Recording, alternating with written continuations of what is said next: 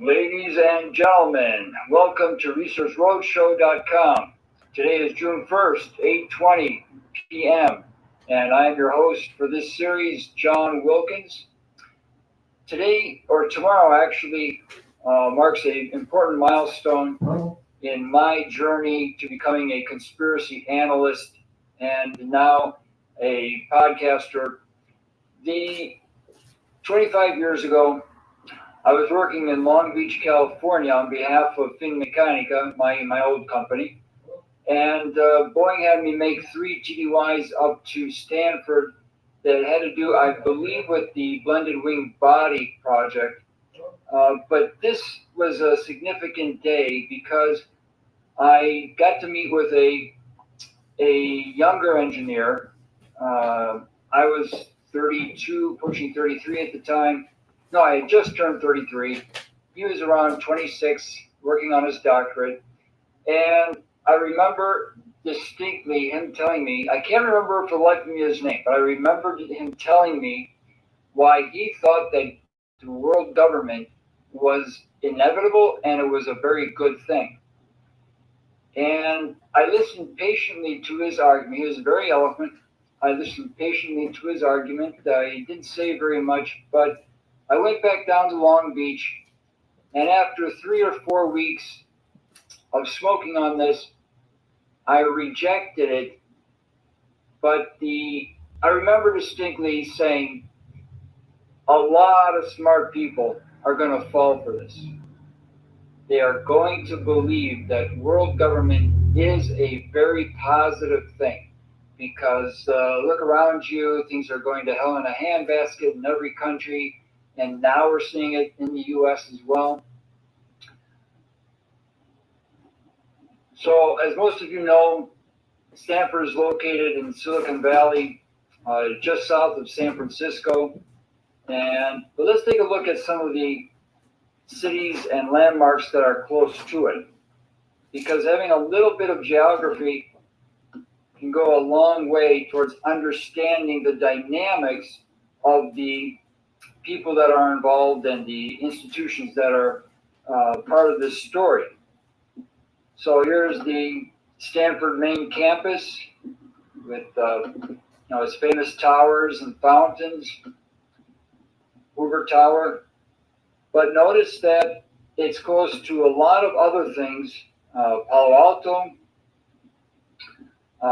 the Moffett Airfield. It's Mountain View. Mountain View is the home of Google.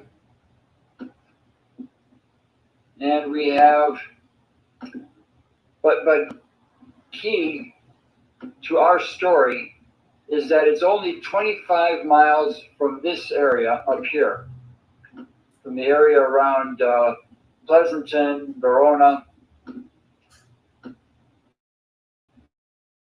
You're going to find a lot of interesting characters from Northern Europe here in this area that will become key to understanding why we are all being played. All right, stop that for a second. Let's go to our next slide.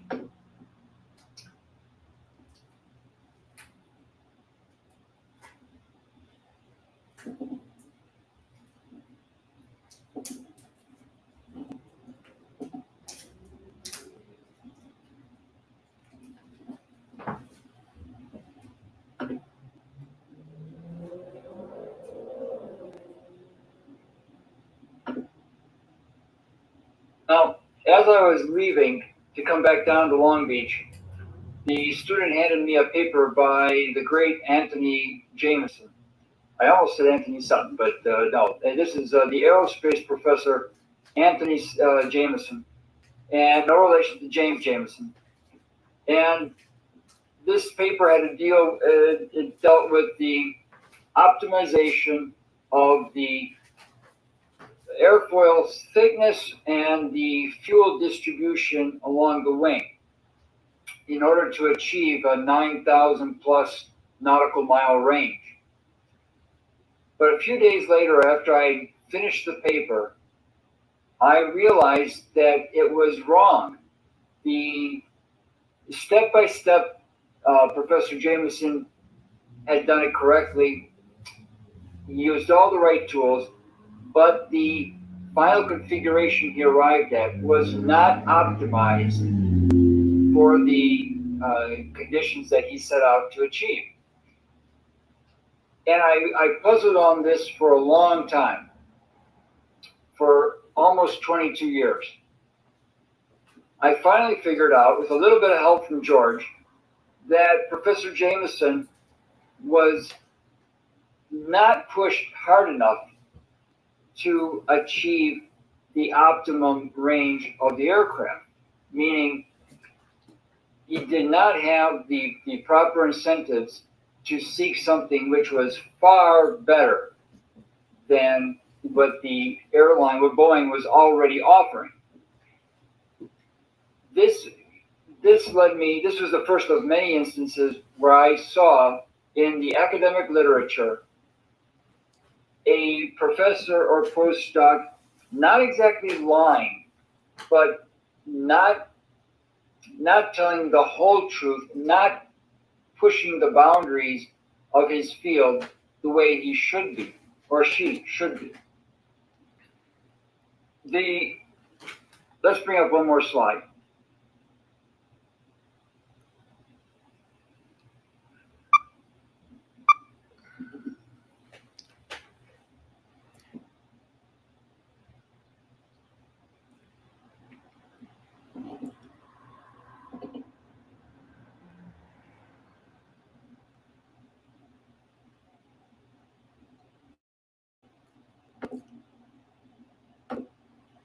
Finds this idea that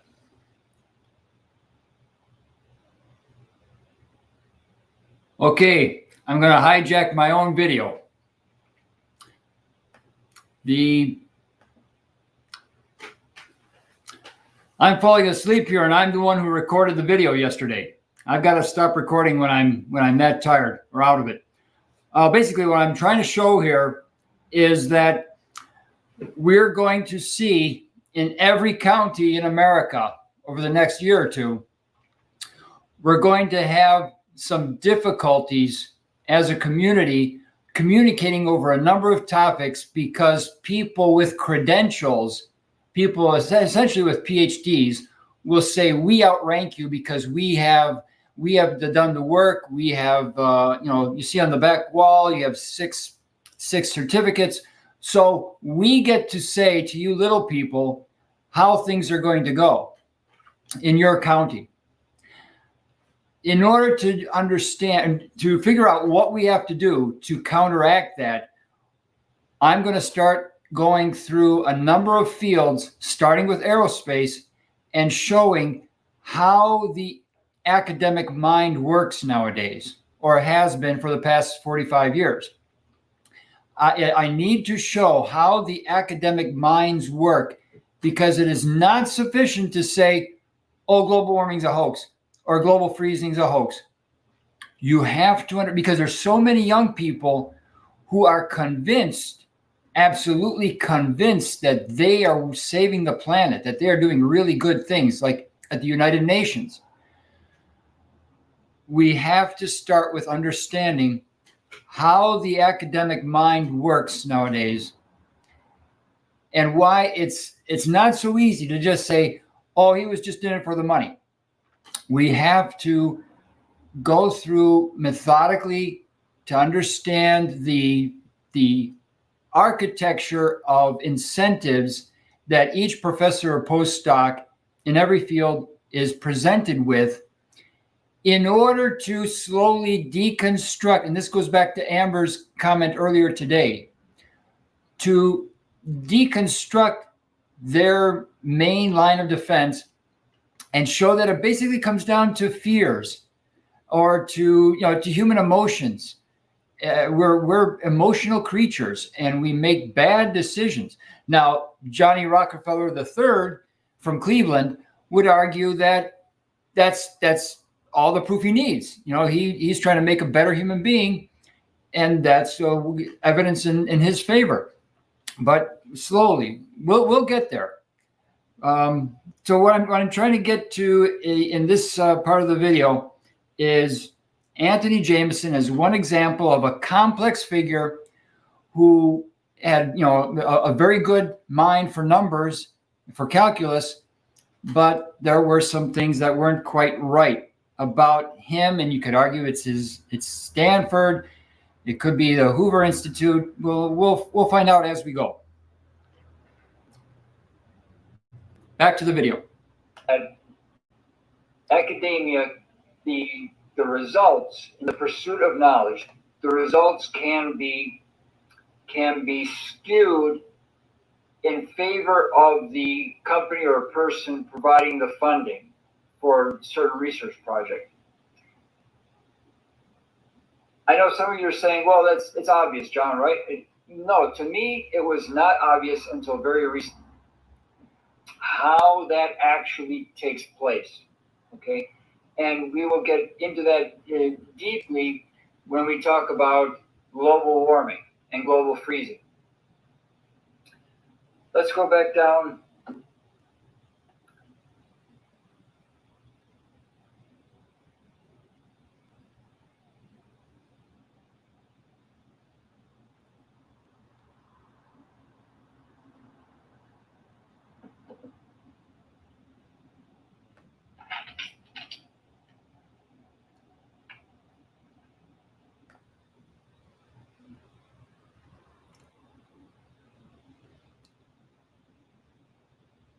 There are, in academic research, both basic and applied, the researcher comes with different types of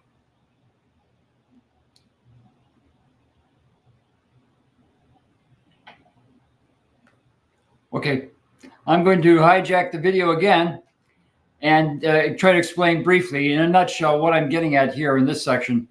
We're going through, I'm trying to go through a number of different biases that an individual researcher might come to the university with based on where he grew up, cultural factors that lead to his biases. And every one of us, everyone who's ever done research in an academic setting has quite a long list of biases that he or she comes with. And some of these biases are reinforced as you go through the research. I think I don't want to waste everybody's time, so I'm going to march through this video and then get to the punchline. So here I'm talking about the various types of biases, and I will put in the notes, in the show notes, a list of links where you can read up more about the different kinds of bias. Now I'm going to get to Northeast Ohio Area-Wide Coordinating Agency. And I'll explain at the end of this brief passage why it's important.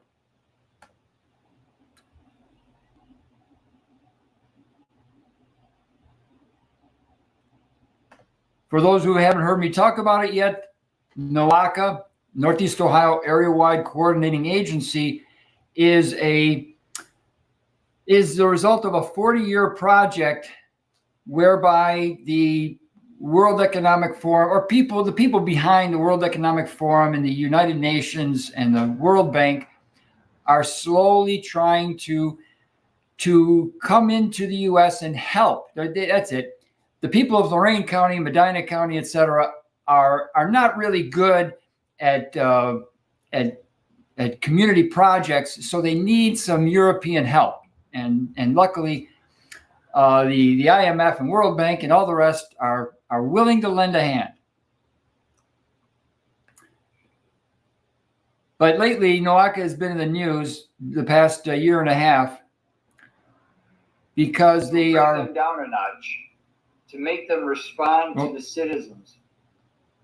We have to do the hard work of building up, of getting smart on exactly how the young people doing the research on carbon capture, climate change, et cetera, on the very subtle mechanisms that are being used in the textbooks, in the classrooms, to solidify in the minds of the students is the final backstop for a lot of programs that we never voted for, not only here, but in other parts of the world.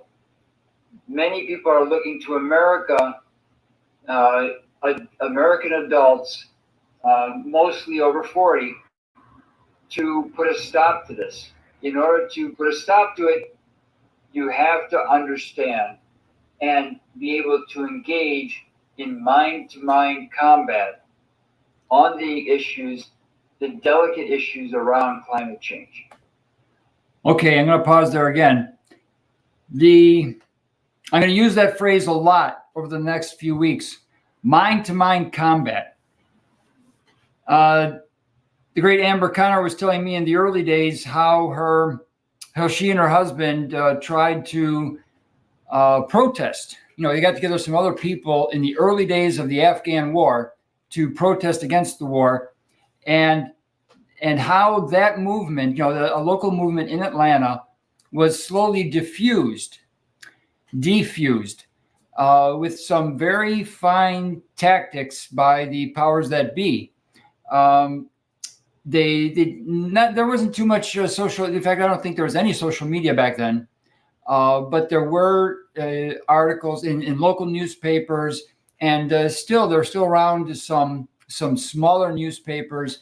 Those who had a PC at home could get a newsletter, electronic newsletter, but they were all slowly co-opted. So where is the anti-war movement today?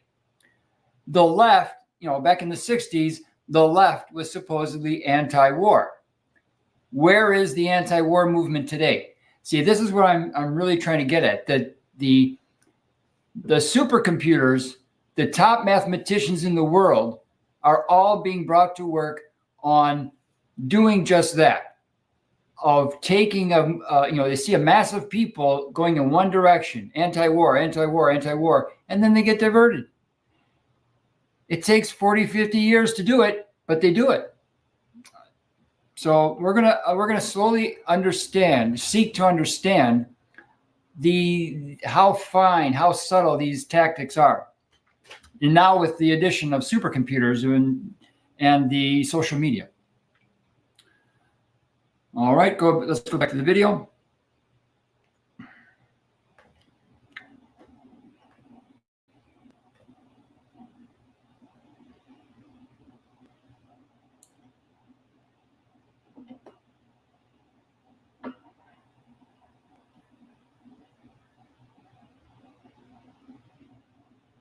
And Agenda 2050.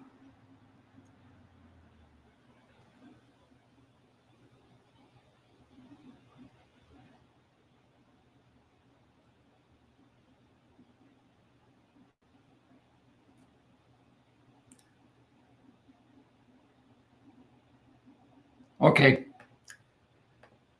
Here I'm talking about the 17 goals. I'm sure you've all seen them. I've put them up a number of times. The 17 goals of the United Nations: no poverty, end hunger, perfect health for everybody.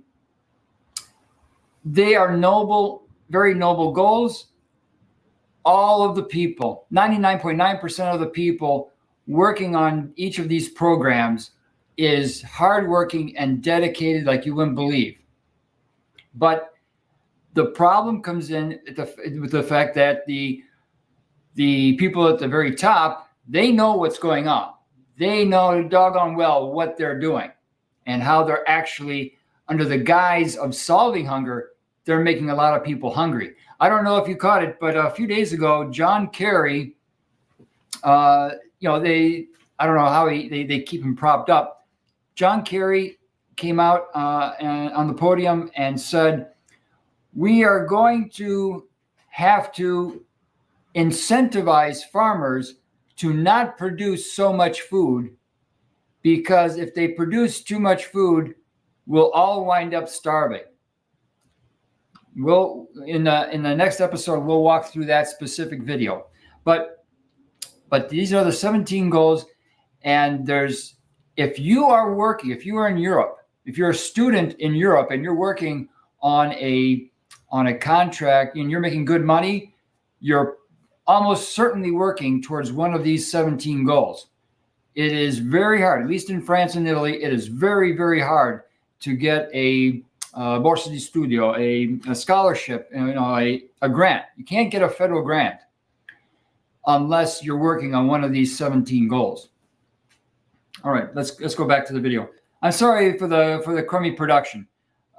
We will get better as we go on, because I hope to have some more donations in the near future, and it will let me buy some of the some new equipment. I won't have to cut and paste like this.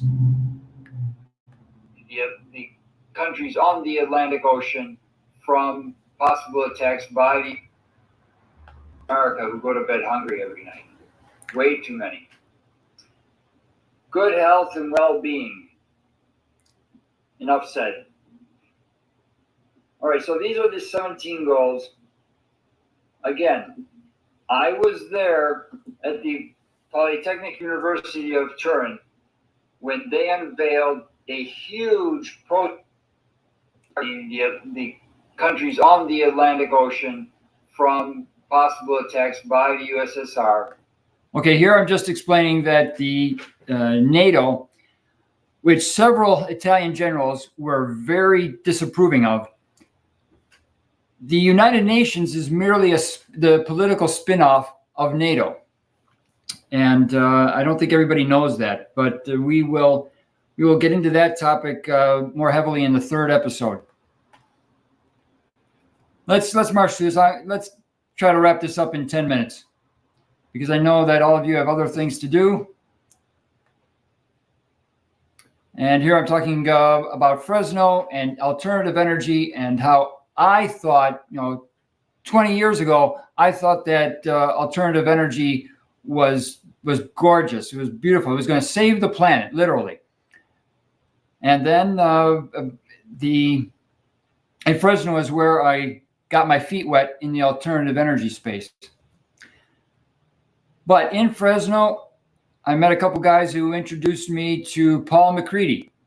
Paul McCready is one of the big names, or at least he was back in the 80s and 90s, one of the big names in the alternative energy space and human-powered aircraft and solar-powered aircraft. Very interesting guy. My time with Paul was very brief, but it was like going into a smorgasbord. All kinds of different ideas came popping into my head working with Paul and his people there at AeroVironment. And Paul was the one that inspired me to set up a team in Italy to attempt the human-powered helicopter prize. Sikorsky, or maybe the AHS, offered $100,000 to the first team that could survive, that could take off, hover, and land in one piece for a human-powered helicopter. And our attempt failed. After about 2 years, we disbanded, but I think we might have won. Anyway, so then I talk about some of Paul McCready's other acolytes, and then I get to the heart of episode 1, the censorship industrial complex. I don't want to say alternative right, but the alternative news community. You have in the upper left corner government, in this case, entities of the U.S. federal government. But I'm sure you could throw in a few state governments, like the government of California and the government of Florida. You have the foundations, 10 of the more famous foundations. You have Google and Facebook, the NGOs, but only the big ones. The fact checkers. On the bottom, you have the think tanks, or at least 8 of them. I would put, there are at least 50 think tanks that I would add to the bottom. And for example, the Atlantic Council.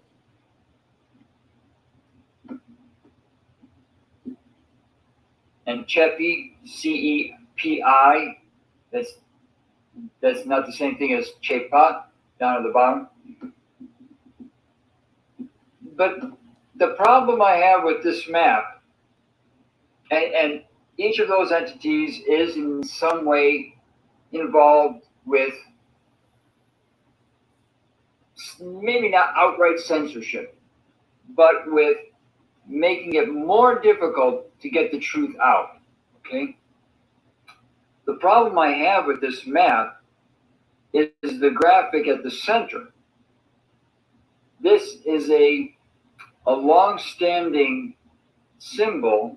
You know, it looks like a little bit like a camera shutter, right? 5 or 6 or 7 concentric rings that look a little bit like a camera shutter. This goes back at least 30 years to the later days of the late 1980s Club of Rome. This very symbol is part of the group that's actually behind the censorship that companies like RAND that don't appear on this map. Companies, the 4 and 5 letter agencies in the Boston area that don't show up on this map. This is their symbol, the camera shutter. So right away, whoever sent this to me took it from a website that was talking about, you know, so-and-so is engaging in censorship. Google is engaging in censorship. But the entity that provided that article was working for the big boys, the RANDs, and the MWRA. Anyway, let's go to another slide. Okay, I'll stop it there for a second. The one thing I forgot to mention here is that the Twitter was envisioned as a military operation. You know, everybody says, "Oh, it was Jack, and Jack developed Twitter, and Conway just gave him a little bit of help." No, Twitter, the original planning for Twitter goes back to at least 1990, and it was a military op, cross-Atlantic military op, part of NATO, and Twitter is being positioned now as the 4th branch of the American government. I don't know if anybody can see that or not, but it is. So to reiterate what I just said, the people talking about, oh yeah, we got to expose the censorship industrial complex. How come they don't mention any of the big boys like RAND? Okay, RAND Corporation. It's very hard. You know, I did not create this series. We are all being played for nothing. I keep getting fooled. I've been doing this full time for 20 years, and I still keep getting fooled. All right, let's go ahead. I'll wrap it up in about 8 or 9 minutes. Nothing ever changes. Okay. Here I'm talking about a comment made by Connie B in Flyover Country. Connie said yesterday, and Connie was my introduction to George Webb 6 years ago. Connie said, "It seems like we're doing all this work exposing the bad guys, and nothing ever changes. No one ever goes to jail, and nothing. There's no radical change in the federal or state level in any program. Every program that comes into existence continues to gain mass and traction. And so when is something going to change?" That is the part of the purpose for doing this series. Like I said, if you are not able to engage a white lab coat wearing PhD in climate science or in virology and deconstruct their argument, then we're going to start slowly, we're going to start losing even faster.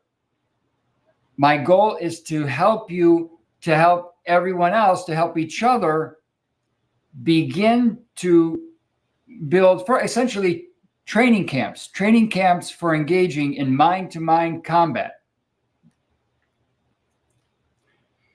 Something is going to change, and I say this at the end of the video. I explain why I'm hopeful.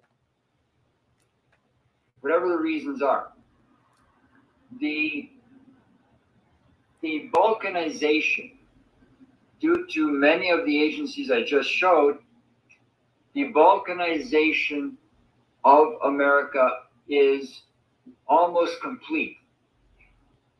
The hope is that with this series, starting with the CO2 hoax, so why is global warming a hoax?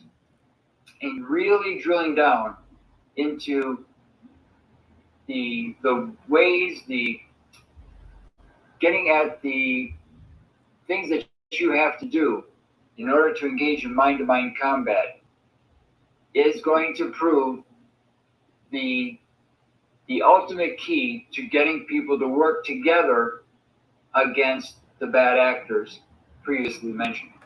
Okay, now when I say work together, I'm very, very concerned about what's happening in Michigan, Illinois, and Ohio. We're seeing people divided. I mean, a lot of groups that think they're working towards a better America. But for example, just one at random, there's a group around Tiffin, Vermilion, Ohio, and everyone is over 50 and pretty much Caucasian. Okay. One or two Mexicans, but mainly Caucasian. It's Caucasian heavy. Then there's another group just 2 miles away. You know, they meet every week. They're all 30 and younger, and they never talk to the older group. All right. And at the same time, there's probably 10 miles away a group that's mostly people of color. If you want loosely, I don't like to use the word Democrat or Republican, but there's probably a lot of people who voted Democrat in that group. If these various groups, I'm going to use the word balkanization over and over. If these groups don't meet in the middle, they will all meet eventually at the FEMA camp. The FEMA camps are real. I'll say it again. The FEMA camps are real. If we do not unite, if we don't reach across the border, if those guys in Vermilion don't go to inner city Lorraine or Elyria now and start to work on something comprehensive, they're going to all meet eventually at the FEMA camp. Actually, before I go to the next slide, I want to talk about one of the companies, one of the agencies that didn't appear on the censorship industrial complex. And I was talking with a contributor in Texas about this entity, and he said, John, you got to be very careful talking about the entity because they can and they will come after you. And what I can do is I can talk. I'm perfectly free, at least for now, to talk about a fictitious company, and that fictitious company is called National Propaganda Radio. Now, according to the FCC, there is no entity on the books that's actually called National Propaganda Radio. And I doubt anyone would actually call their station National Propaganda Radio. So I'm perfectly free to talk about a hypothetical national propaganda radio with no repercussions. Okay, no one can come after me for libel or whatever. And so throughout this series, I'm going to make references to National Propaganda Radio and how a hypothetical program called wait a second, don't say anything to me, is used to further balkanize every state in America. Every program, every episode of wait a second, don't say anything to me, is designed to divide you further from everyone around you. hypothetically speaking, because national propaganda radio doesn't exist, right? All right, now let me put all four of these things together. We are in a very difficult situation as a country, in our individual states. The big club would like nothing better than to see us involved in 3 or more conflicts around the world, plus a further breakdown of civility in our major cities. Okay. Here I went on and on for about 6 minutes, and it's way too long. The nexus is, the central argument is that we have to stop getting attached to a specific person. For example, one guy told me, "Oh, I follow Sean Hannity. I've been following Sean Hannity for 10 years, and man, oh man, he's a great guy. He tells it like it is."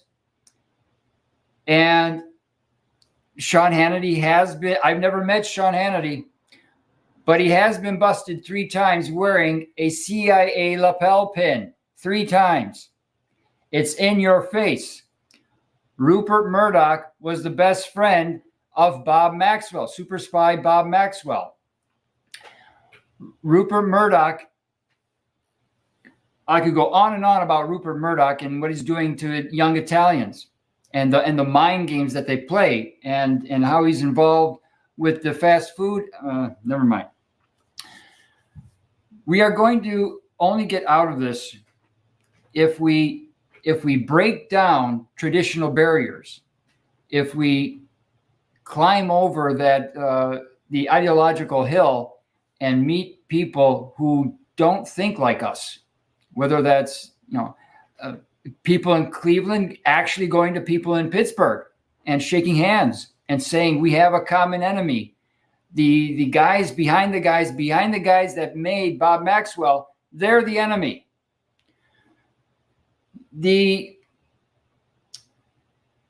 So to bring it back to NOACA, because I promised several people in Northeast Ohio that I'd talk about NOACA in this series.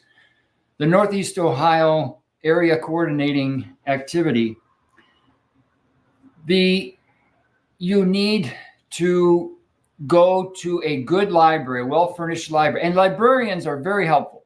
They're very helpful people. I would not be where I am today if it wasn't for dedicated librarians in Turin, Italy, and at MIT libraries and at the Boston Public Library. Librarians are very helpful. They love, the more work you give them, the more they do. Plus, you can also occasionally get a free paper instead of paying $39 or $49 for the paper.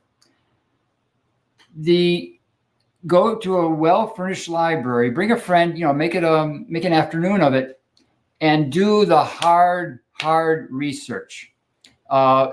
The shell company, the company within a company within a company within a company that winds up being Santander or Halliburton, whatever. There's hard work involved. And if you don't find out how the money works in your county, and why does a jail have to cost $60 million, and how come there's so many Northern Europeans or Europeans in general or Chinese getting money out of this $60 million jail? It's not making sense, but it's not enough to say things aren't squaring up. You have to actually bring the receipts and say, wait a minute, I found this $800,000 discrepancy. Can you explain this? We have to get to a state where we stop saying, oh, I follow Sean Hannity, so I feel informed and I don't need to go to the library. We really, really have to stop that. Okay. And I'm not picking on specifically on Hannity. There's all of them. WJW, Newsmax, and CNN and MSNBC. They're all governed by the same people, the people behind the Rand Corporation, the people behind, I can't think of the name of it now. It's up there in Lexington, Massachusetts. Anyway, to wrap this up, I know the first episode went poorly. I promise the second one will be much better, and we'll get our hands dirty in the second one. Research Roadshow needs funds. I know that all of you donate generously to George and or to Mark and to the other creators, but in order to do what I set out to do 9 months ago, that is to create a website where people could come and it would be simultaneously the Wikipedia, the Google, the YouTube, and the Twitter for Ospreys, or for citizen researchers and citizen scientists, because that was what we need more than anything. If you know someone who's a retired scientist in any field, but especially retired biologist, please have him join this series. And if nothing else, go to the library with you to do some of the work. To raise money, we're going to use a number of tactics. We are going to start raffling off some of our prized possessions here at the studio. This is the Nancy Hagewood notebook. I don't know if you can see that or not.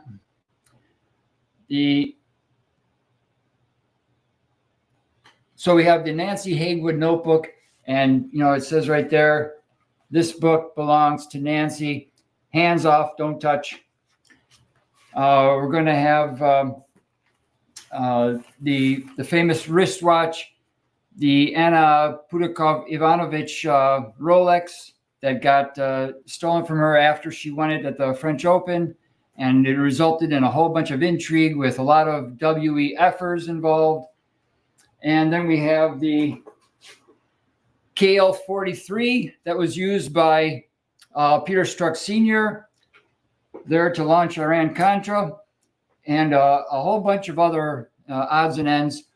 We're going to raffle these off, but here's the unique part about this raffle. And by the way, if you don't know who Nancy Hagewood is yet, you've got homework to do. And Rebecca Yellow Rain Bats. Those are the two of the more important. In all seriousness, we are going to raffle off a lot of different objects. The unique part of this raffle is that you get 90% of the raffle ticket, of the price of the ticket, back in 9 months. And you say, well, that's kind of crazy, John. You're going to be losing $2,500 in that case. That may be, but it's very small compared to all the money I'll lose if Bluebird's technology doesn't take off. If I have a lot, and my partners in Bluebirds and Bluebirds Italy have a lot riding on Neighborhood News and Research Roadshow and the whole Osprey Nation. We are going to lose all of the time that all the sweat and blood that we put into those companies if we don't use if we don't help to concretize the efforts of Osprey Nation into something tangible, something that can be used by hundreds of thousands of people across America. We have to avoid the further balkanization of America, and we are going to start a sub-series of this one explaining how, taking the case of 6 Boston area journalists, 6 quote-unquote citizen journalists in the Boston area are actually on the payroll. They are being used to fool you, to trick you, to laser point you. I think I've explained to most of you the laser pointing trick. George did that. I wish I had it here. George did that scene a couple years ago with the cat and the laser pointer. The people at the very top, they can move that laser pointer much faster than you can turn around. So you're going to wear yourself, you're going to wear yourself out, even to the point of physical ailment, chasing these different stories and going down the aluminum forests and everything else, unless you can break through it all. I don't know if it was Tara or Amber that said it, cut through the Gordian knot and get to the things that really, really matter, and make the people who claim to be your saviors, the people who claim to be on your side, explain why they didn't do anything on this particular topic, starting with remdesivir. We're going to hammer remdesivir over and over again. I think, especially in Northeast Ohio, if you can show that the remdesivir protocols being used at two major hospital systems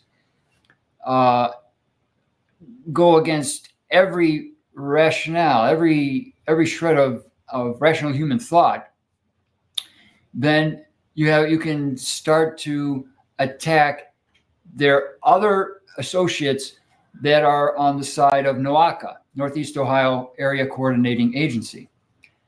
It's all one big group, and all you need to do is to gain a little bit of experience in one area. For example, or in economics, we're going to do a sub-series on the various schools of economic thought and how they're all lying to you.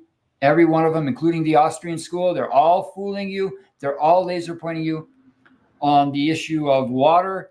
People talk about going to war over water. The earth has tons of water.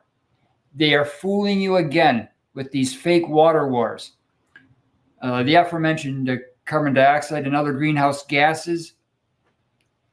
We are going to give you the tools that you need to get a group together in your county that can go to the library to come back to the white lab coat experts in your county. Oh, and health and wellness. Prior to COVID, between 1970 and 2018, were Americans getting healthier or not? We will help you get the data to show that no, we were not getting healthier. All right. Thanks for listening to my rant. Please tune in Monday night. Should be around 5 Eastern for the next episode of We Are All Being Played.